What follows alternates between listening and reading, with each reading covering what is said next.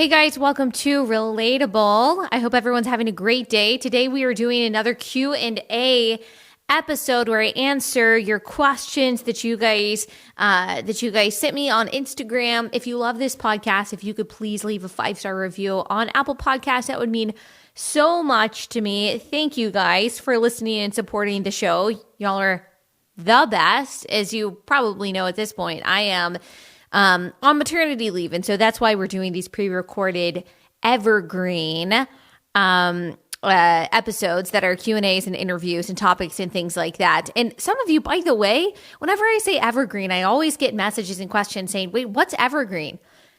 Well, it's like the tree. It's evergreen. Like it doesn't go through, like the tree doesn't go through seasons. It's always green. And in the same way, evergreen topics are not tied to the news cycle.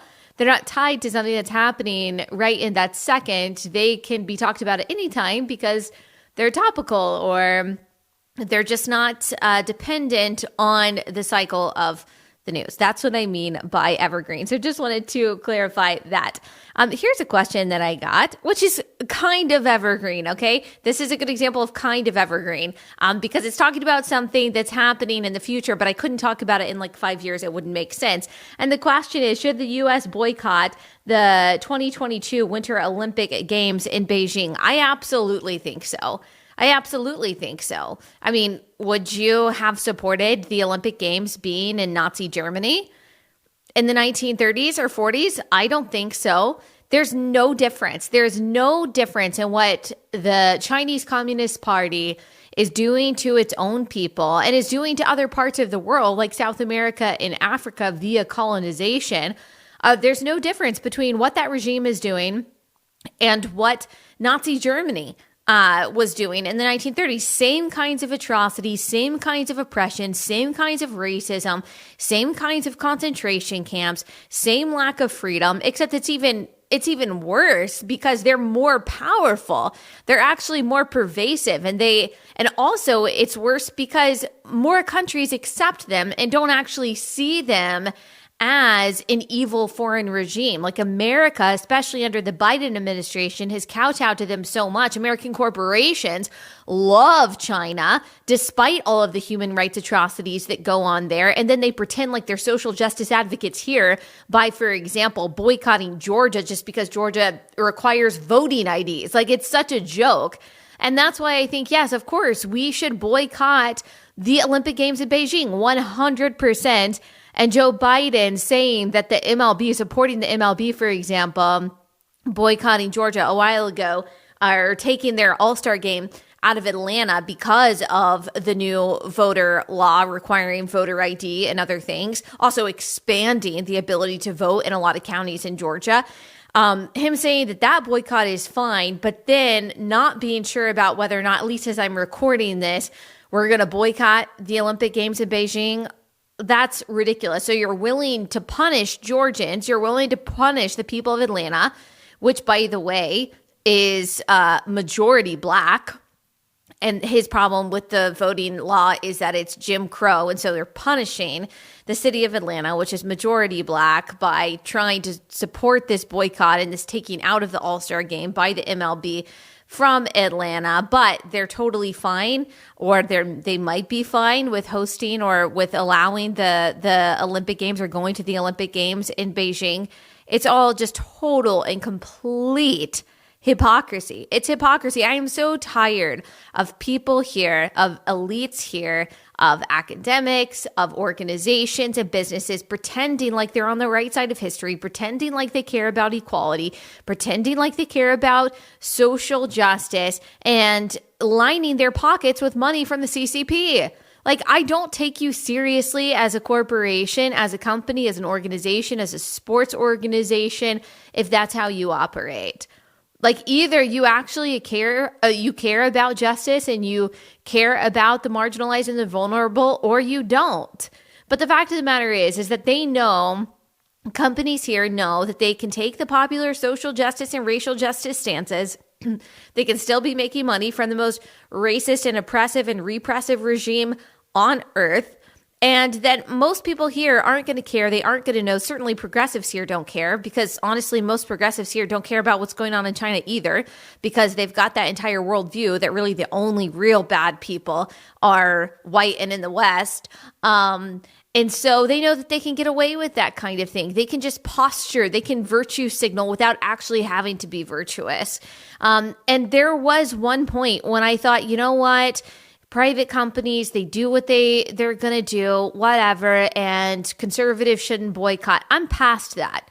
I'm past that point. And I think a lot of conservatives are past that point where when you realize that the big companies in this country have so much power and have so much sway in the direction of the culture and really have so much say in our freedom and our access to information, our access to communication, our access to travel, and they represent this kind of horrific, hypocritical immorality, you realize that it has to be the government's place at some point, the Republican Party's place at some point, to stop giving so many breaks and so much preferential treatment to these companies that hate the constituents that voted for these Republicans. Republicans no longer can be just the party of tax cuts. They can no longer just be the party of supposed small government. They're not even really the party of small government. They have to be a party with teeth. They have to be a party that says, look, we're not going to give preferential treatment to these corporations anymore. Like, we're not going to be those kinds of conservatives that are just about cutting the corporate tax rate. We're not just going to be the party that says, oh, private companies can do what they want to. We're past that. We're past that. Like, we've got a corporate oligarchy, and the only institution that is powerful enough to push back against them is the government. Now, I'm not talking about all private businesses being regulated or anything like that. That's actually the opposite.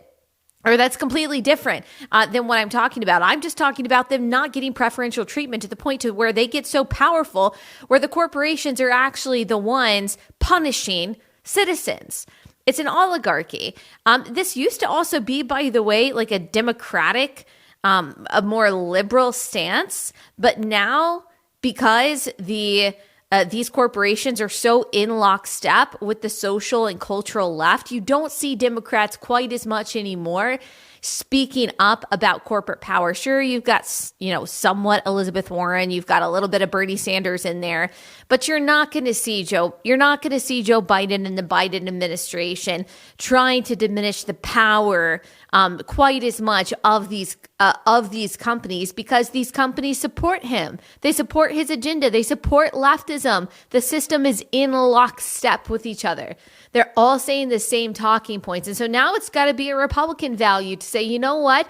And this should be a conservative value to say, I'm against any kind of big organization, whether it's a government organization, a company, a corporate organization, exacting its power and its influence to make the lives of individuals worse, to discriminate against people and to punish states based on their viewpoint and based on the laws passed. Yes, to a certain extent, these companies can do what they want to do, but there's got to be pushback. It can't just be that one ideological side is playing that game and the other side, the conservative side, is saying, sure, you just do what you want, ruin my life. Yeah, that's fine. We can't do that. I think we're past that. So that was a long rant, but I do think that the tide is turning and that Republicans are realizing that, look, your constituents, they want you to fight the culture war. They want you to push back against the corporations that hate us, that hate our values. Like, they want you to get in the fight. Like, I think that the whole idea of okay, the Republican Party is only for economic prosperity and small government and low taxes. I just think that most constituents don't want that. They want a Republican Party that has some teeth, that's willing to push back against stuff, that's willing to argue against, for example, chemical castration for kids and not be ashamed of it. I think we're done with the Asa Hutchinsons of the GOP. We just are.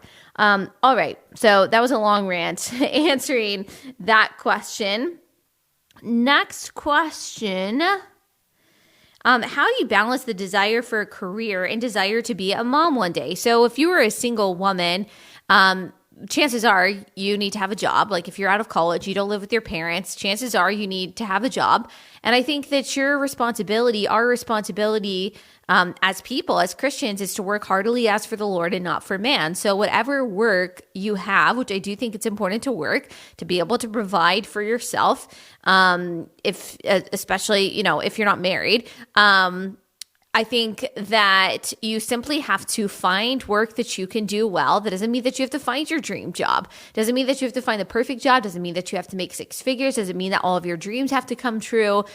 It means that you find a job in which you are at least adequately competent to do, and then you do it to the best of your ability, and you use every bit of experience that you gain to prepare you for whatever is next. When I started working in PR, I had no idea that I would be doing this one day, and yet there are things that I learned in that first job, even though it wasn't the perfect job for me and I was not the perfect person for the job, that I still apply today.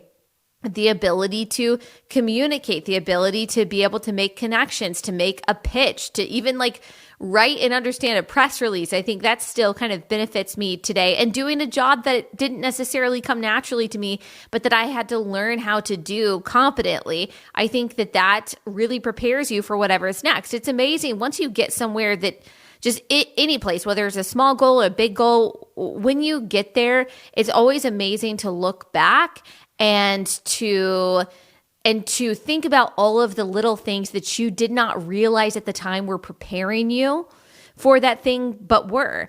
There are so many different things that I can think of when I first started doing this. Like I first started working at the Blaze. I'll tell you some of it. So I was working in PR, and then I had a different job when we lived in Athens, Georgia, and then we moved from Georgia for my husband's job, and I ended up through a series of connections being able to make some kind of peripheral loose connection at the Blaze. And I showed up at the Blaze one day just to get a tour of the facility, and then a producer happened to recognize me because I had my blog, The Conservative Millennial, and was like, hey, you should consider maybe coming here and just being a guest for a Facebook Live or something like that.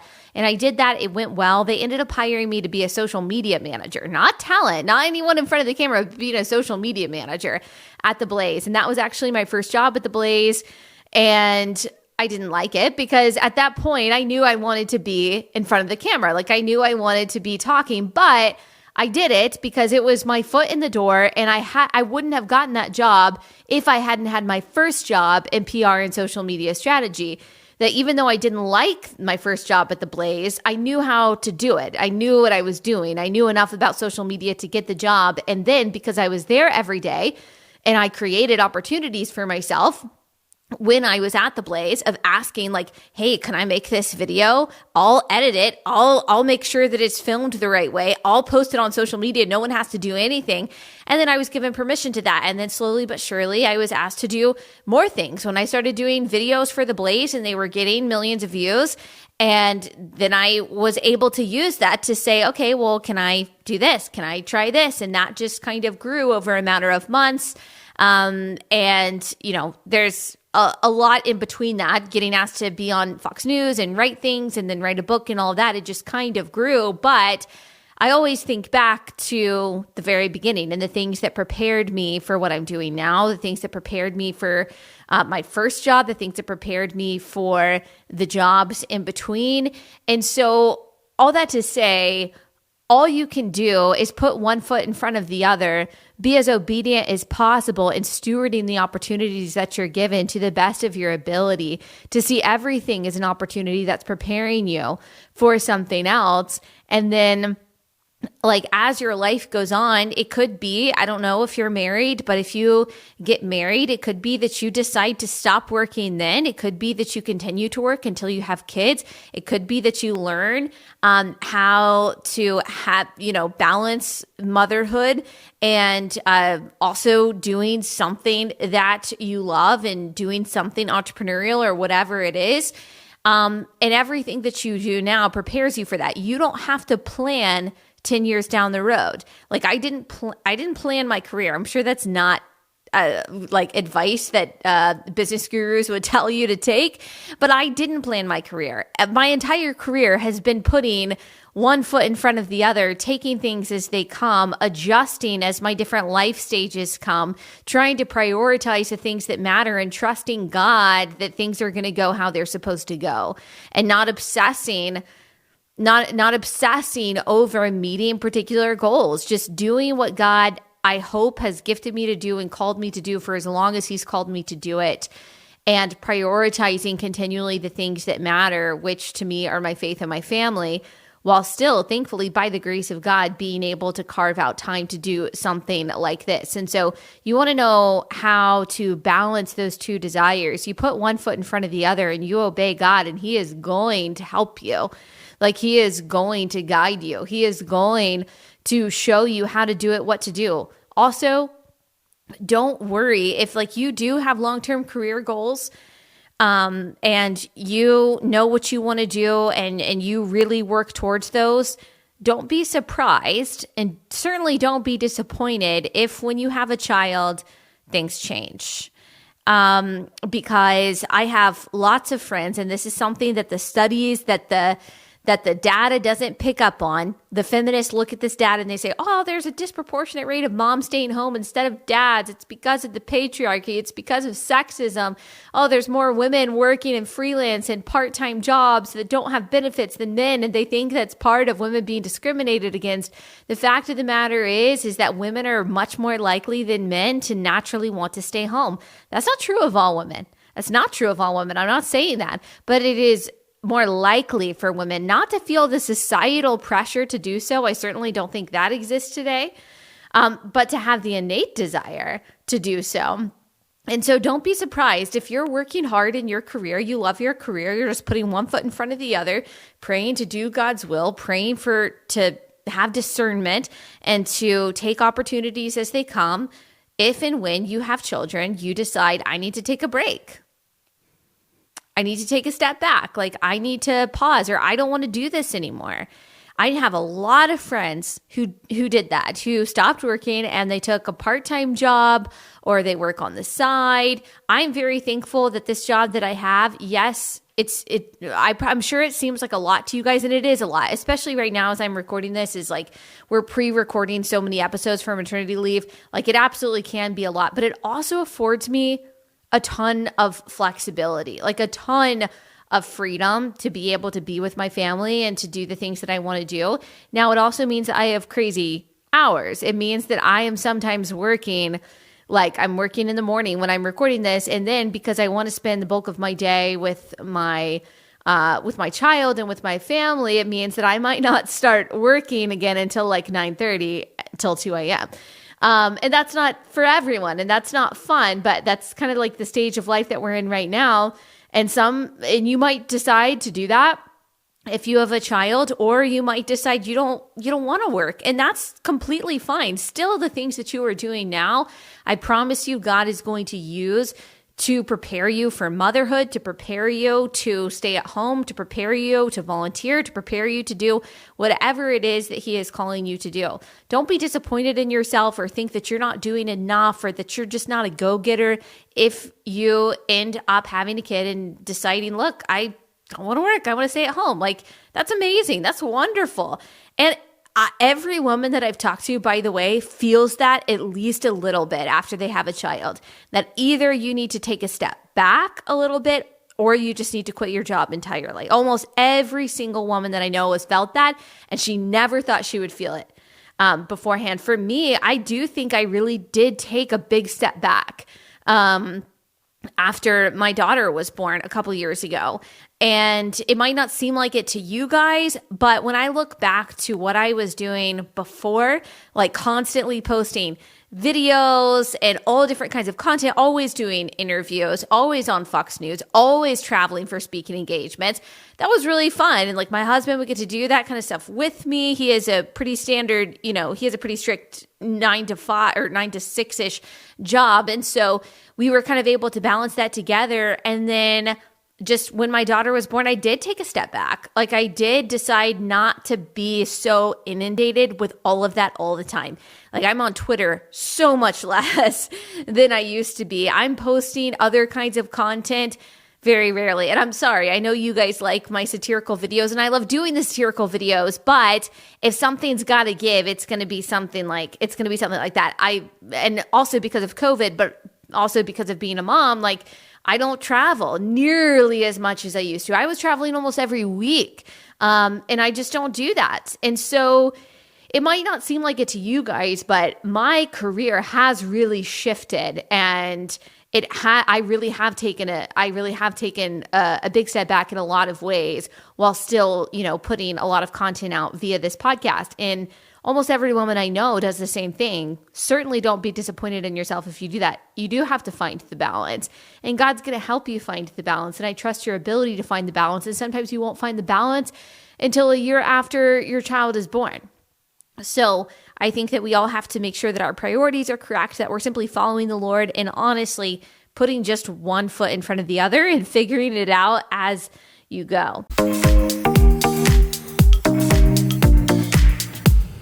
Okay, this one is for the small business owners. If you own a small business, you know that HR issues can be really scary because they can kill your business, and you may not be able to afford right now to hire a full-time HR manager, because the salary for HR managers can be like $75,000. And if you're a small business owner, you just might not have that in the budget. So what you need is Bambee. That's Bambee. They offer everything that you need for HR. They give you a dedicated HR manager that's available by phone, email, or in real-time chat.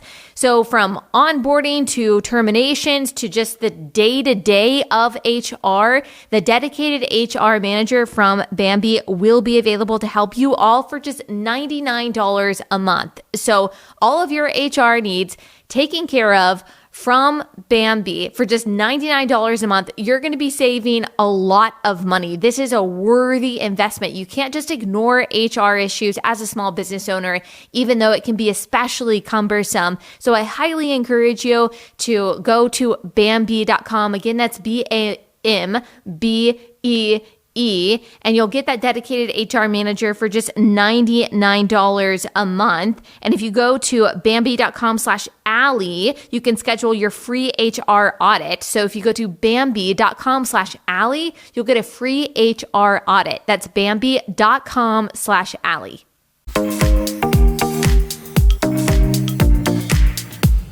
What did your parents instill in you growing up that you would credit with making you who you are today? So I answered this on another Q&A. One thing that I've also mentioned this, like it's difficult to keep up with which questions I've actually answered on these Q&As, and I don't want to repeat anything, but I think this is a little bit different than what I've been asked before. What did your parents instill in you growing up that you would credit with making you who you are today? Well, there's a lot of things. I mean, my parents were conservative Christians, and they were not raised with any kind of wealth. They created a lot of opportunities for themselves, and they worked really hard to make sure that my brothers and me had opportunities that they didn't. And so they were Christians. They are Christians. They are conservatives. They raised us with those values. They also made sure this was a high priority for my parents to make sure that we also got a Christian education. I understand that's not necessarily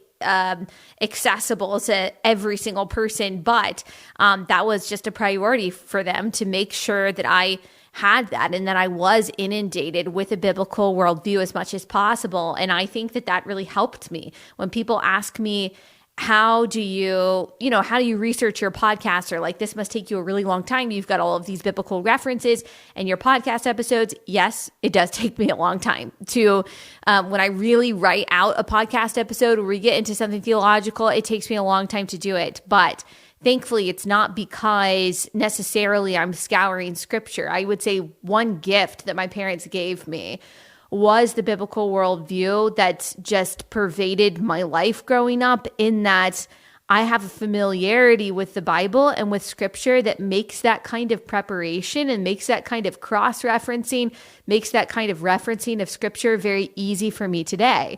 And I can't take credit for that. Yes, of course, there's been a relationship with God independent from my parents. There's been study of theology and of the word independent of my parents. But because of that foundation and because of that worldview that I was taught so much growing up, from school and church and just conversations with them, that kind of stuff is very easy for me now. And I think that that's something that I want for my daughter even more so. Like we talk a lot about, catechizing your children, the importance of teaching them a solid catechism that asks questions and they memorize the answers according to scripture. For example, like the first question of the catechism that we use is, who made you?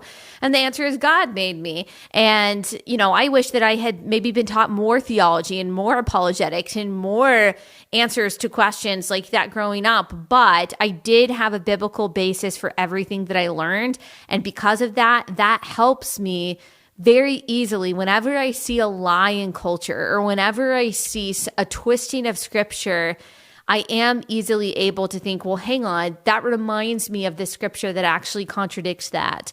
And I think that is a wonderful gift that my parents gave me. And I think that's a gift that we can give to our kids, that if we can so fill them with the word of God, that when they confront these conflicts and these problems in the world, they are able to say, hang on, this actually contradicts what I have been taught through my biblical perspective. And what an amazing gift. And like what equipment we can give them and tools we can give them in that. And so I would say that I also, got parts of my parents' personality. I'm very different than my brothers, who are a lot more easygoing than I am. I think my parents would also say that there were difficulties. I'm very, strong-willed, as you can probably imagine. Got tongue-tied there for a second. Probably imagine. And, growing up, when you've got that kind of personality, you're headstrong, you are argumentative, it can be difficult when that comes in this small package of a child thinking that she knows everything and wanting to argue everything. But we got through it. We got through the toddler years. We got through the teenage years. And my parents, they gave me a lot of gifts in equipment and in love and in support that helped me have the confidence to do what I do now. And my dad still provides me, well, both of my parents, but I call my dad a lot and ask him for advice, ask him for wisdom, ask him to explain certain, political issues for me or particular law for me. He's got a lot of wisdom and just practical things. I've had a lot of contracts that I've had to negotiate in the past few years of my life. He's been super helpful in all of that. Like, he always gives me really good advice and like what to do. I've got these opportunities. I don't know what to say, or I don't know how to respond to this person in this particular business situation. My dad is a very effective business person. And so he has also really helped me in that. And gosh, the gift that you give your children as just a mom, a present mom and a dad who cares, a present mom and a dad who give you wisdom and give you advice and don't just let you think whatever you want to think and do whatever you want to do. My parents are pretty strict growing up, too strict on some things. They would be okay with me saying this, too strict on some things and probably didn't encourage enough discipline in other things. But I'm so thankful that they weren't the parents that allowed me to do whatever I wanted to do and think whatever I wanted to think and wear whatever I wanted to wear and watch and listen to whatever I wanted to watch and listen to. I'm so thankful for that. Because I think that they protected me in a lot of ways, while I also was able to develop skills like critical thinking and understanding difficult problems and issues in the world. And there's just nothing that can replace a mom and a dad. You need both. There's nothing that can replace that. Both of them have such like unique places in my life. Their personalities are different. What they bring to the table is different. Their gifts are different. Their weaknesses are different. The things that they did well as parents and did not as well as parents are different. And so I'm very thankful for, what I learned from them and what I hopefully am able to pass down to my kids. And it's not just my parents, it's also like my grandmother also had a huge influence on me, which I've talked about before. And she was like, I also think, I'm going on a rant, but I'm also thinking about like what she provided for me since she lived with us. She was a refuge. She was a refuge for me, for someone who, like I said, was, I was always like inviting conflict and argumentative and getting in trouble and things like that. My grandmother, you almost just like need that person in your life to spoil you, or need that person in your life who is going to tell you all the time how great you are. And I know, like that sounds like something that maybe I wouldn't say. And that sounds like something that maybe isn't all that healthy. But as a child, like you do need that source or that person who is just going to like be sweet to you when you need it, or even when you're acting up. And that was what my grandmother, and I could start crying. I'm not going to start crying, but that's what my grandmother was to me. She was also disciplined. She also taught me a lot of stuff, but to always have that like safe haven that if I was in trouble with my parents, I would be able to go to my grandma and still, get love and get a Werther's original candy. Like, I actually think it's important for kids to have that too. So anyway, I'm very blessed. I had a very, good upbringing with lots of different dynamics that I understand not everyone has. So when you ask me, what my parents taught me, a lot.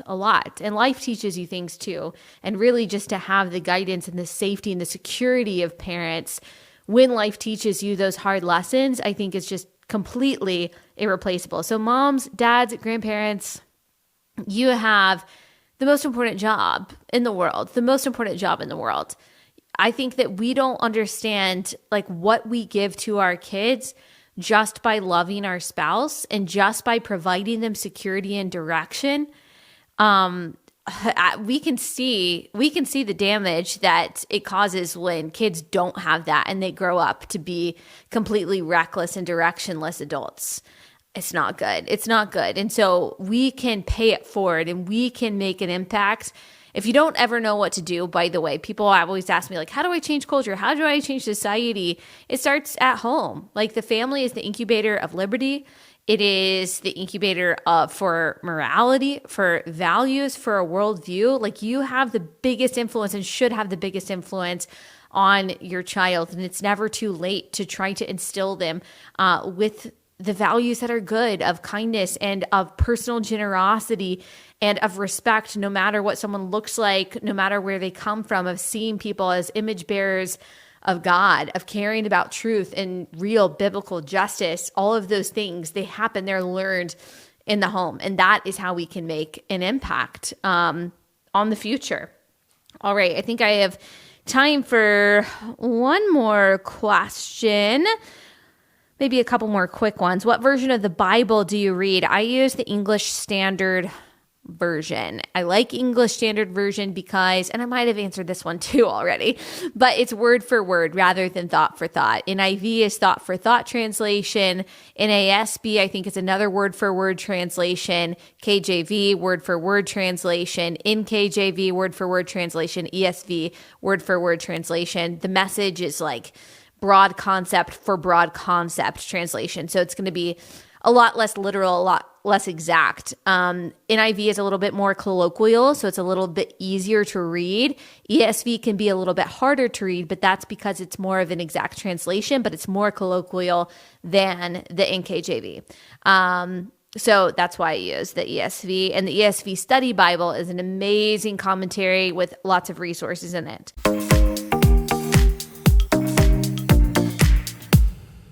Okay, guys, I've got good news for you. If you are looking to cook out this 4th of July, then you need to check out Good Ranchers at goodranchers.com. They offer high quality organic beef and chicken, all from American farmers, and it ships right to your door, all individually wrapped. You can even choose to have your chicken pre-marinated. My husband and I love Good Ranchers because they really do make buying meat so easy. You don't have to go to the grocery store and wonder if you're really getting high quality meat or if you're getting the right cut.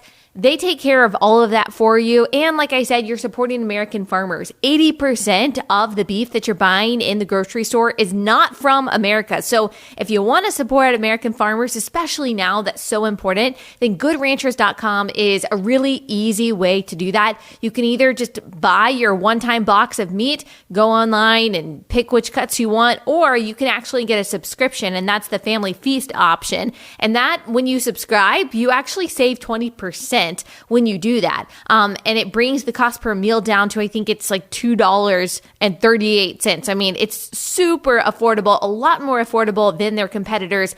And unlike their competitors, it's all meat from American farmers. So go to goodranchers.com/Allie. When you do, you'll get $20 off your order, which is a really great deal. That's goodranchers.com/Allie for $20 off your order. That's goodranchers.com/Allie.